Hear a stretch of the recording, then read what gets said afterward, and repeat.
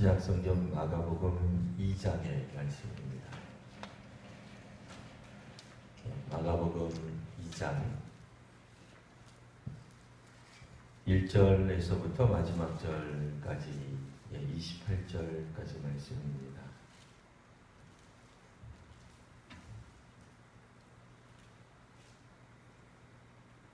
저 여러분들이 한 절씩 번갈아 읽고 마지막 절 같이 읽도록 하겠습니다. 수일 후에 예수께서 다시 가버나움에 들어가시니 집에 계시다는 소문이 들린지라.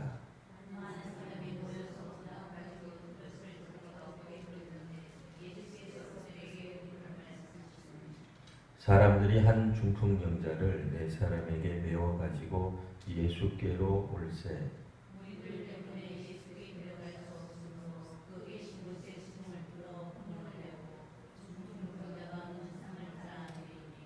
예수께서 그들의 믿음을 보시고 중풍병자에게 이르시되 작은 자야 내 죄 사함을 받았느니라 하시니 이 사람이 어찌 이렇게 말하는가 신성 모독이로다. 오직 하나님 한 분 외에는 누가 능히 죄를 사하겠느냐.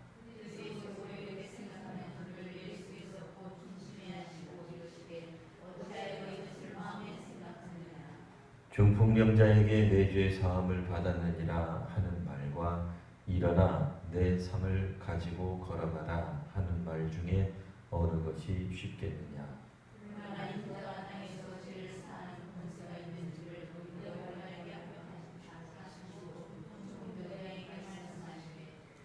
내가 내게 이르노니 일어나 내 상을 가지고 집으로 가라 하시니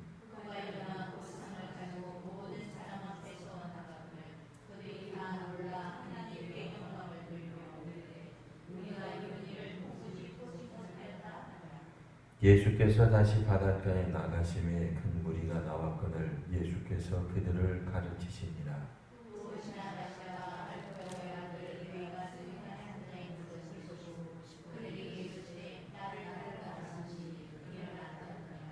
그의 집에 앉아 잡수실 때에 많은 세리와 죄인들이 예수와 그의 제자들과 함께 앉았으니 이는 그러한 사람들이 많이 있어서 예수를 따름이라.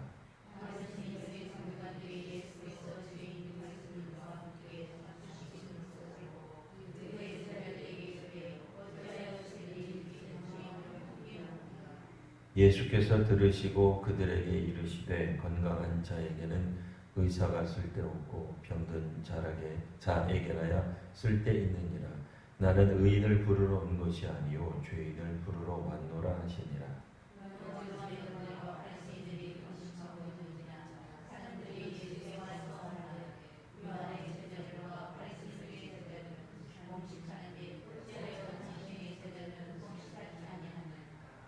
예수께서 그들에게 이르시되 혼인집 손님들이 신랑과 함께 있을 때에 금식할 수 있느냐. 신랑과 함께 있을 동안에는 금식할 수 없느니라.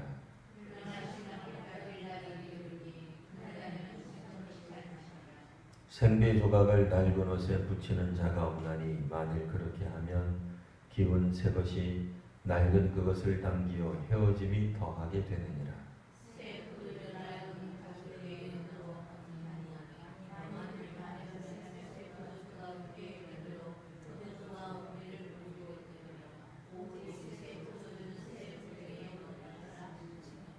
안식일에 예수께서 밀밭 사이로 지나가실새 그의 제자들이 길을 열며 이삭을 자르니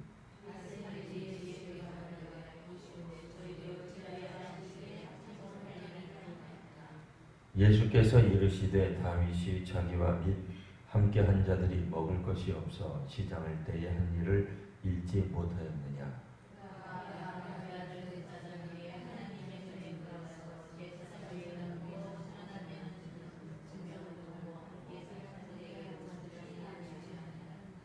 또 이르시되 안식일이 사람을 위하여 있는 것이요 사람이 안식일을 위하여 있는 것이 아니니 이러므로 인자는 안식일에도 주인이니라. 아멘. 2장 1절부터 28절까지 조금 긴 성경 구절이죠. 읽어보시니까 어떤 느낌이 드십니까? 자, 다시 한번 마가복음의 주제라고 할 수 있는 것, 마가복음 1장 1절이다 라고 그랬습니다. 아직 2장밖에 안 읽었으니까요. 1장 한번 펴보실까요?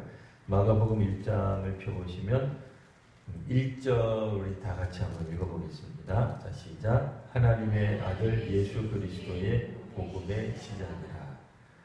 자, 아멘. 예수님이 누구냐? 하나님의 아들이시다. 그럼 예수님의 무엇에 대해서 마가복음은 관심하고 있느냐? 예수 그리스도가 전하시는 복음이 뭐냐? 이거에 대해서 관심 갖고 있다. 복음을 설명하려고 하는 겁니다. 이 복음에 관한 이야기가 1장에 보시면 하나님 나라에 관한 이야기고, 병든 자를 고쳐주는 것이었다. 귀신을 쫓아내는 것과 연관이 있다. 그래서 하나님 나라가 온전히 이루어지게 되면 그곳에는 질병도 없고 또 귀신도 없다. 이렇게 이제 우리가 이야기할 수 있겠습니다.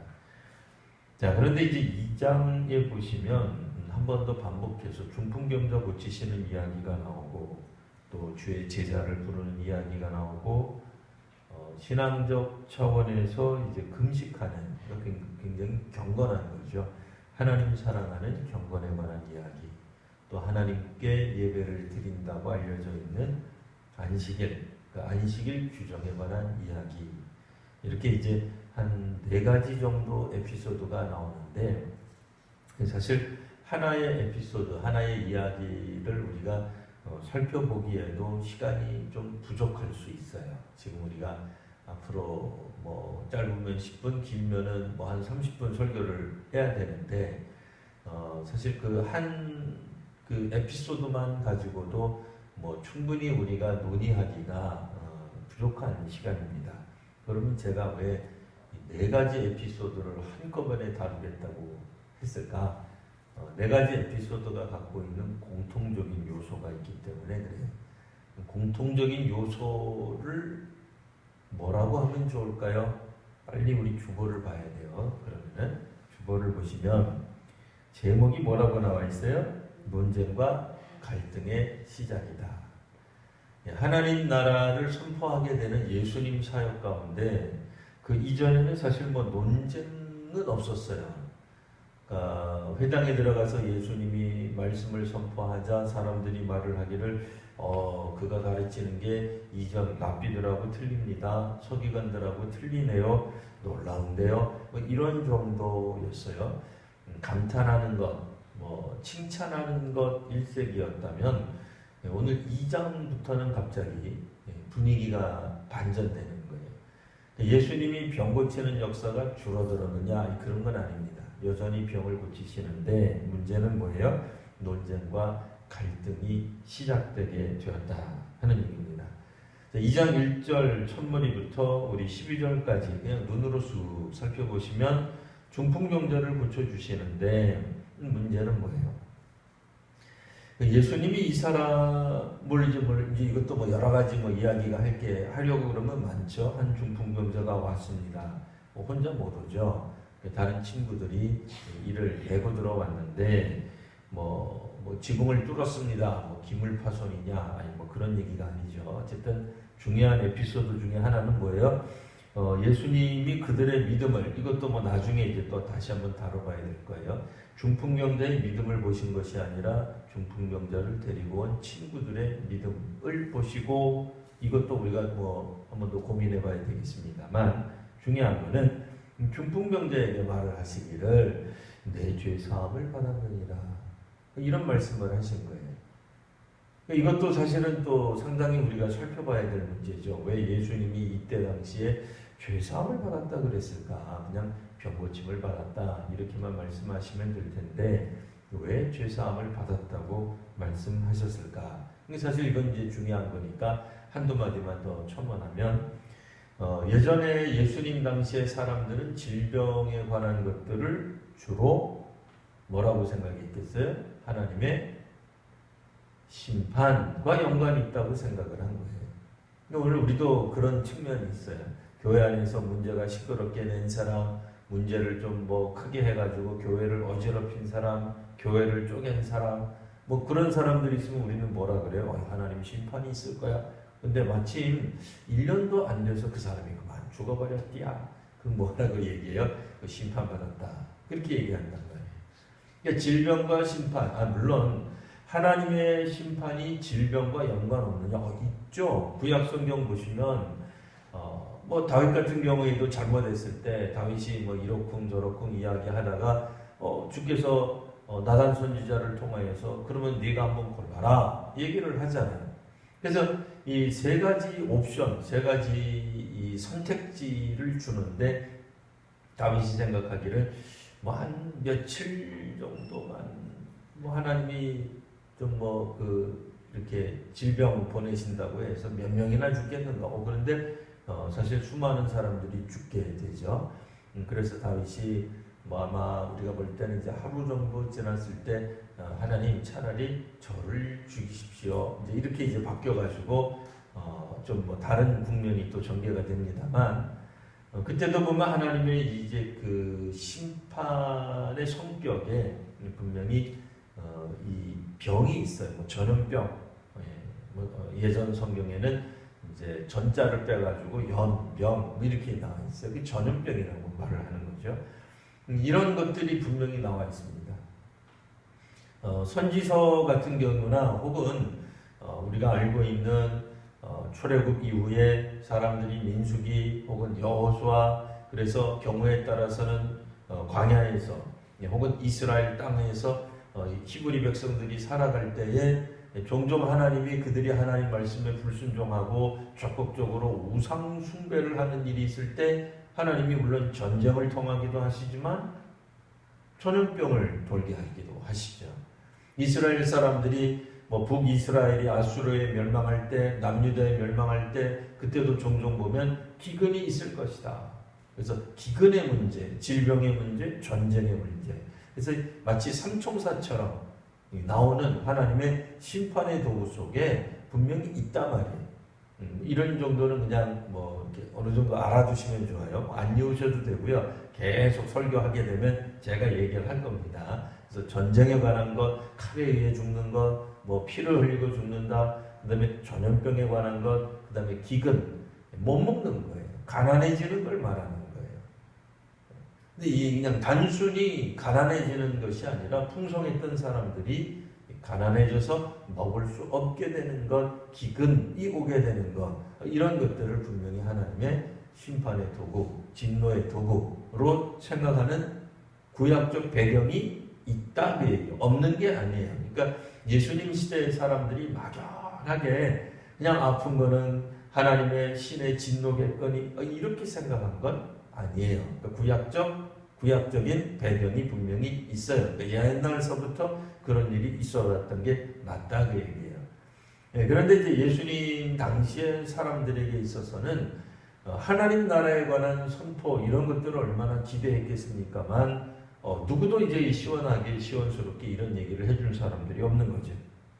게다가 로마의 압제 가운데 있어요. 또 로마의 앞잡이 노릇하는 사람들도 있어요. 유대인인데도. 그러니까 이런 사람들이 그때 당시 부자로 산다라고 하는 건 누구예요? 당연히 친정부적인 거죠. 예전에도 말씀드렸습니다만 조선시대 때 누가 부자로 살 것이냐? 당연히 조선시대의 뭐 왕족, 뭐 혹은 귀족, 양반 뭐 이런 분들이겠죠. 그러니까 그 시대, 그러니까 조선시대가 조선이 가지고 있는 통치 이념에 가까운 사람들, 동의하는 사람들이 당연히 부자가 되지. 뭐 아주 특별한 경우가 아니고서는 뭐 반대하는 사람, 정부에 대해서 부정적인 생각을 갖고 있는 사람, 이런 사람들이 부자가 되기는 쉽지 않죠. 일제 치하 때 대한민국 국민, 조선의 백성으로서 누군가가 잘 살게 되었다. 물론 뭐 꼭 친일을 하지 않아도 부자가 될 수는 있겠습니다만 도무지 불가능한 건 아니겠습니다만 일반적으로는 친일과 연관이 있는 사람들이 부자가 되는 거예요. 우리도 잠깐이지만 뭐 몇 년 아니긴 합니다만 공산주의를 경험한 적이 있어요. 그때 부자였던 사람 누구겠어요? 당연히 반공하는 사람들은 뭐 당연히 부자가 될 수 없죠. 있는 거 다 빼앗기는 거죠.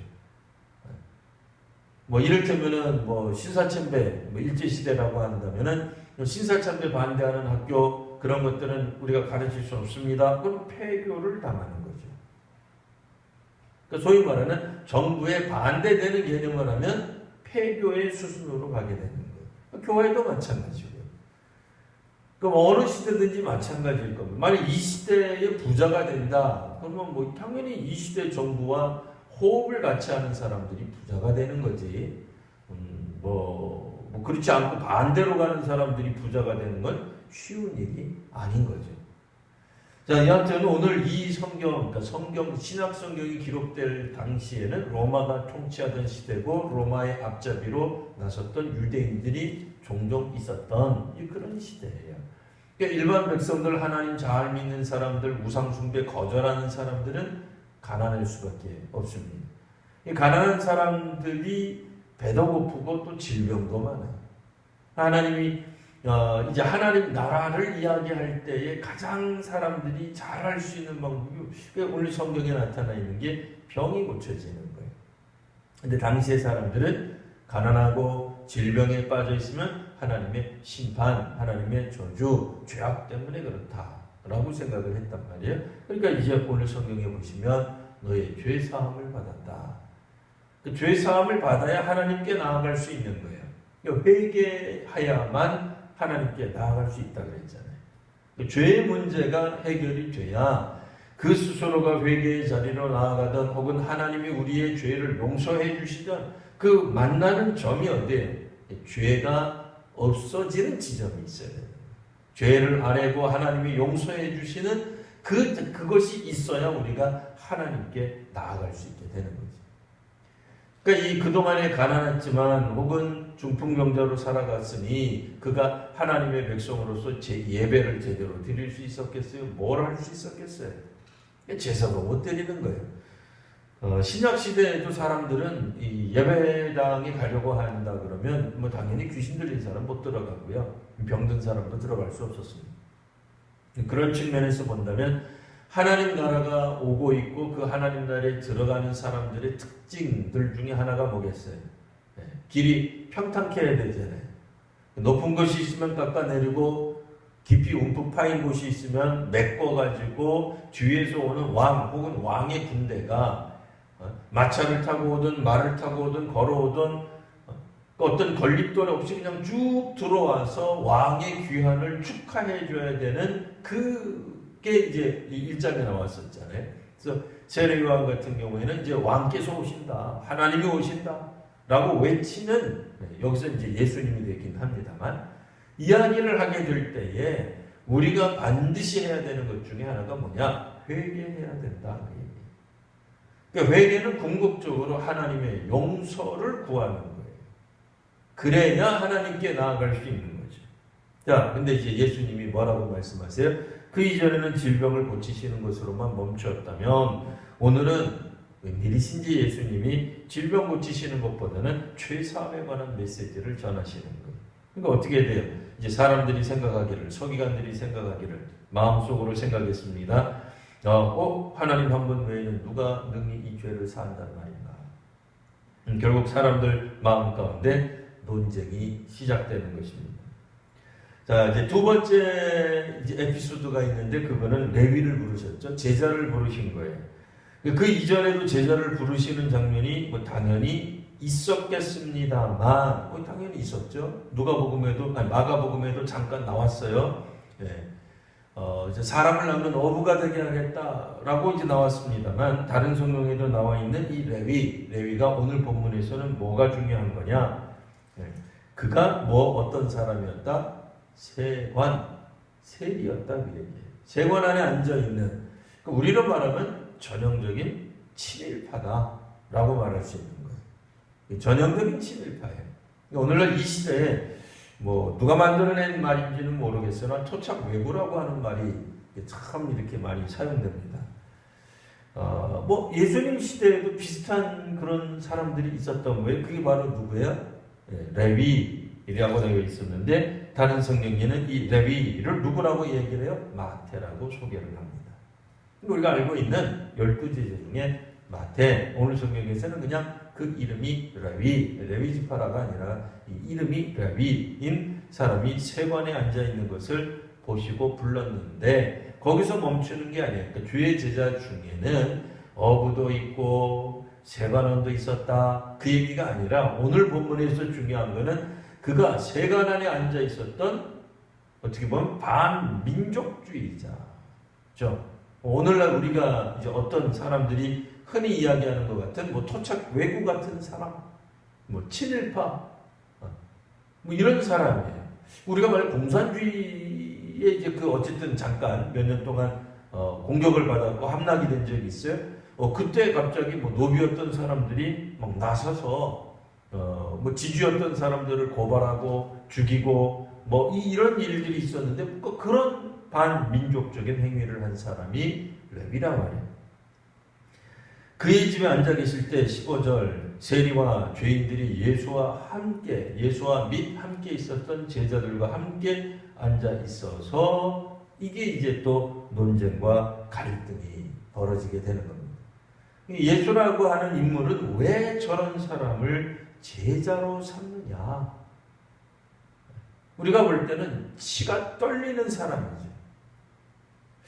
이를테면은 글쎄요, 뭐 지금은 뭐 어쨌든 진보 쪽에서 정권을 잡았는데 진보 정권 안에 뭐 중요한 인물이 갑자기 보수 쪽 인사가 와 있는 거예요. 그럼 사람들이 대통령에게 막 물어보겠죠. 어떻게 대통령 각하께서는 보수 진영의 학자를 혹은 보수 진영의 사람을 뭐 장관으로 임명합니까? 뭐 아니면 청와대에 앉힙니까? 뭐 보좌관으로 앉힐 수 있습니까? 뭐 사람들이 뭐 가만히 있겠어? 가만히 안 있죠. 색깔이 똑같아야죠. 똑같은 마음으로 뭐 있어야지.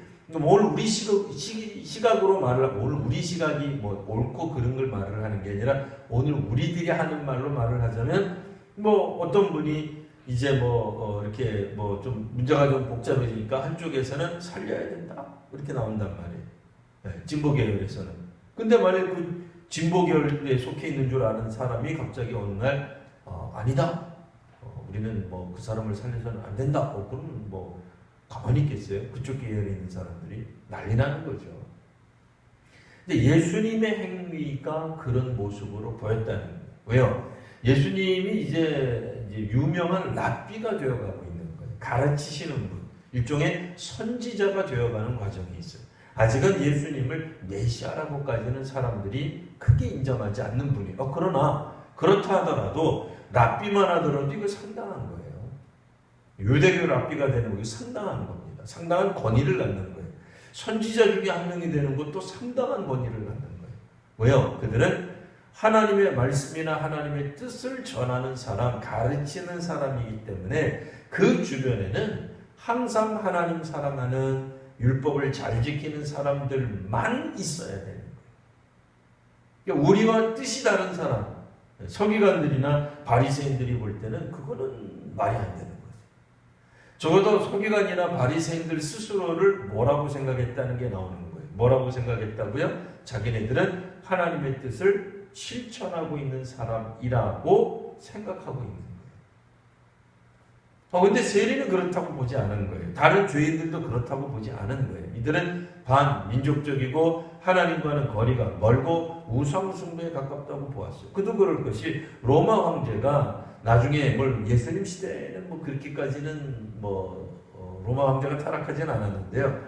시대가 가면 갈수록 로마 황제가 자기 자신을 신의 아들 혹은 신이라고 신격화를 시켜요.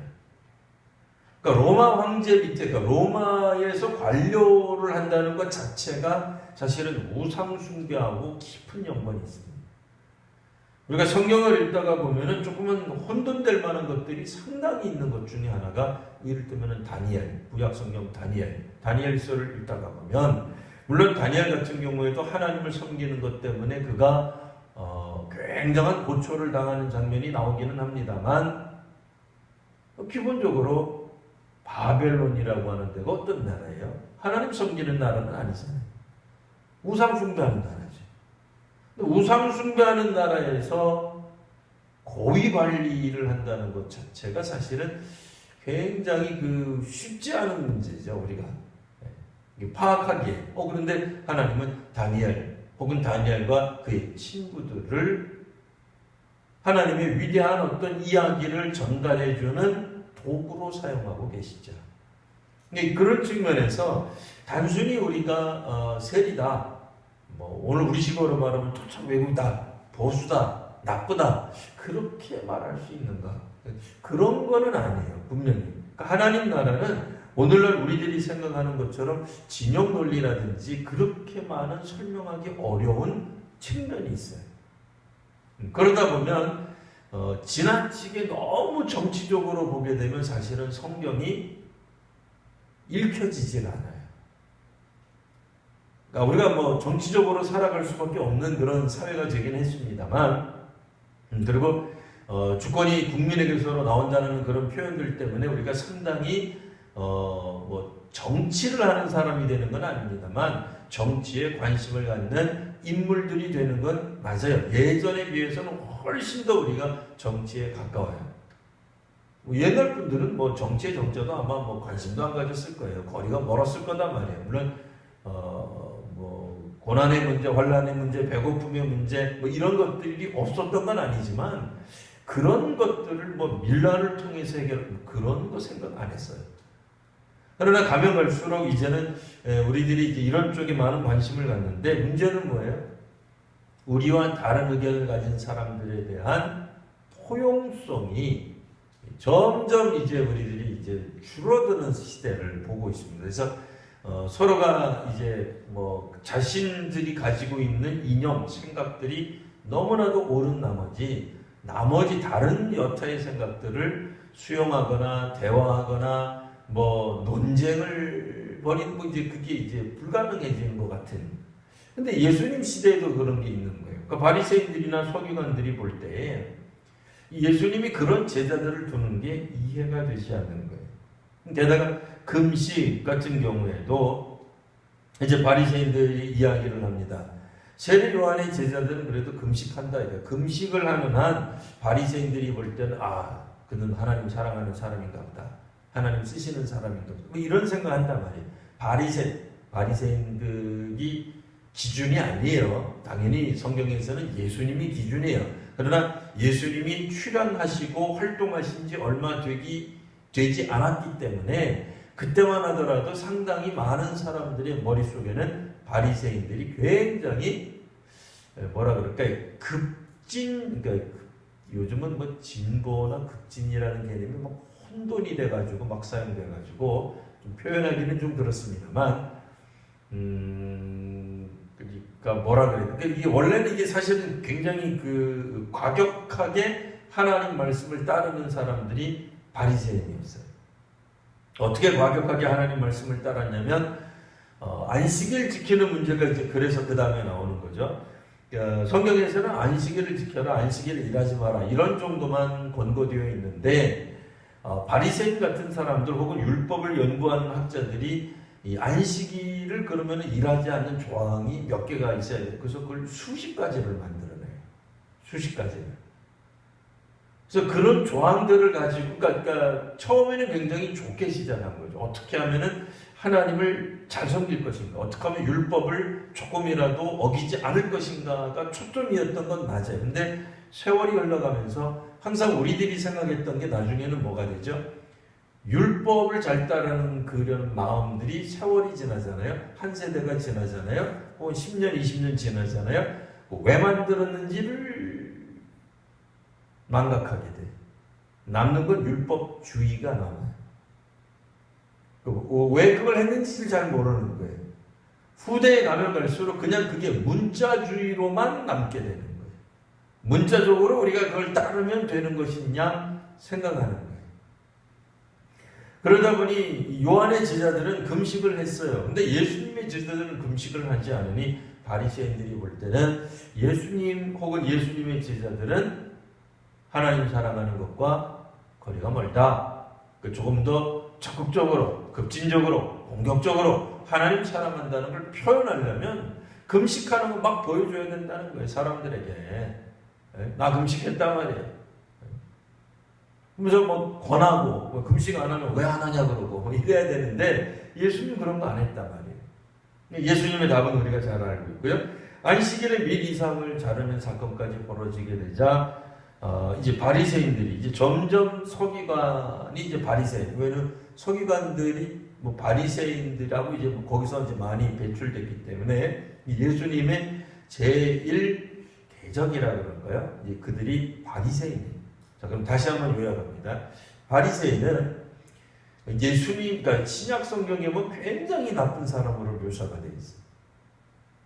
뭐 서기관들도 마찬가지고 사두개인들도 마찬가지죠.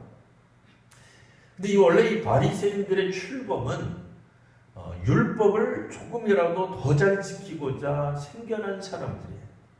조금 더 적극적으로, 조금 더 과격하게, 엄격하게, 그러니까 과격하게는 좀 부담이 되실 수 있어요. 엄격하게. 사실은 그게 급진이에요, 사실은. 근데 어쨌든 엄격하게, 영어로 말하면 레디칼하고 이제 어쨌든 엄격하게 이분들이 하나님 말씀을 어떻게 하면 지킬 수 있을까를 고민하는 사람들이에요. 그러니까 왜 이런 일들이 벌어졌느냐? 우리 아시는 바와 같이 지난 몇 달 동안에 우리가 여러 가지 구약 성경을 통해 가지고 남유다가 멸망하는 이야기를 우리가 같이 했었어요. 남유다가. 그러니까 북이스라엘은 한 100몇십 년 전에 한 150년쯤에 이미 망해버렸고 남유다만 남았는데 예전에 구약 성경 시대 때요. 남유다도 멸망하게 되잖아요. 그래서 사람들이 이제 살아남은 사람들은 어디로 끌려갔죠? 바벨론으로 끌려갑니다. 바벨론으로 끌려가서 사람들이 거기서 이제 반성하게 되는 거예요. 야, 왜 우리가 이렇게 끌려왔느냐? 우리나라가 왜 망했느냐? 하나님 말씀을 안 지켰기 때문이다. 더 이상 예루살렘 성전 예배를 드릴 수가 없어요. 예루살렘 성전이 무너졌기 때문에 그래요. 그들이 남은 건 뭐겠어요? 기억에 남은 선지자들이 말해준 것. 그리고 그래서 그때부터 그들이 이제 성경에 관한 관심이 훨씬 더 많아져요. 그러니까 성경이라기보다는 선지자들이 말한 것. 그때는 이제 모세가 말한 것. 이런 것들에 이제 관심이 갖게 되는 거죠. 그러면서 점점 그런 것들이 기록으로도 남게 되고, 구전으로 전하게도 되고, 자기들끼리 모여서 회당이라고 할까? 회당이 그때부터 생기는 거예요. 예수님 시대에 회당이 생긴 게 아니라, 바벨론 포로기 때에 이제 회당이 생기게 됩니다. 더 이상 성전 예배를 드릴 수가 없으니까 회당, 우리로 말하면 이제 뭐 마을 회당 비슷한 거예요. 우리로 말하면 구역 예배 비슷한 거예요. 옛날에 이제 우리 교회는 주일을 이제 교회에서 드리지만 보통은 이제 왜 가정집에서 모였잖아요. 모여가지고는 하나님 말씀에 대해 토론도 하고 연구도 하고 뭐 우리로 말하면 뭐 세미나도 하고 포럼도 하고 하는 가운데 점진적으로 이제 소위 말하는 랍비라고 하는, 그러니까 그 이전에는 없었던 사람들이 나오게 되는 겁니다. 그들 중에 바리새파 사람들이 이 하나님 말씀에 대해서 굉장히 엄격하게 지켜야 되겠다라고. 왜냐면 하나님 말씀을 어겨서 나라가 망했고 우리가 포로로 끌려왔기 때문에 당연히 그렇지 않겠어요. 근데 이게 이제 세월이 흘러가면서 사람들이 이제 히브리어를 점점 잊게 돼요. 기억이 안 나는 거예요. 원래 성경은 구약은 히브리어로 기록되어 있다 그랬잖아요. 근데 사람들이 이제 바벨론의 포로가 되면 우리도 그랬습니다만 일제치하 때 나중에는 조선말 안 가르쳐 주잖아요. 일본어를 가르치긴단 말이에요. 그러니까 점점 세월이, 그러니까 우리가 한 몇십 년 하고 말할 게 망정이지 100년, 200년 그랬어 봐요. 우리말이 사라졌겠죠. 그때쯤 되면.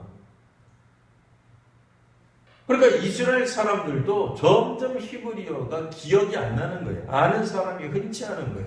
소수의 아주 뭐 엘리트들, 뭐 영특한 사람, 뭐 언어의 천재적인 어떤 뭐 그런 사람들, 혹은 비밀리에 뭐 아는 몇몇 사람들만 히브리어를 알게 되겠죠.